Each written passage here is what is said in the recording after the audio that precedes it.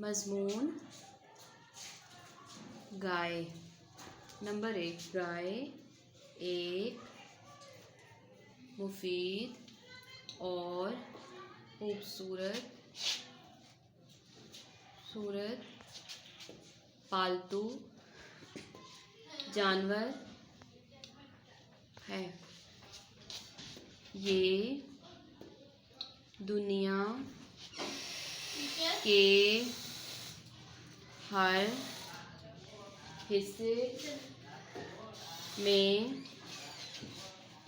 پائی جاتی. اس کا دودھ بڑا مزیدار ہوتا ہے.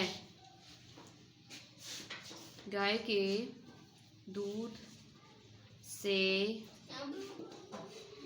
دہی اور مکھن بنایا جاتا ہے. گائے کی 2 آنکھیں اور 4 ٹانگیں ہوتی ہیں.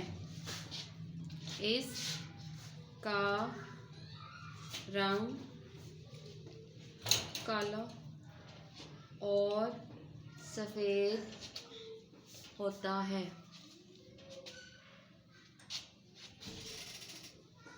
گائے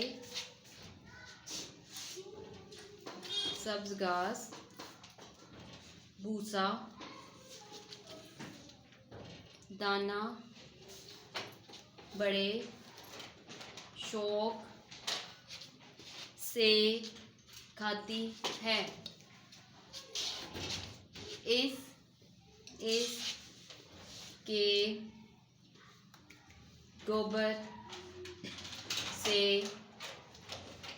کھاد بنتی ہے. گائے کی کھال سے جوتے، جیکٹس اور کئی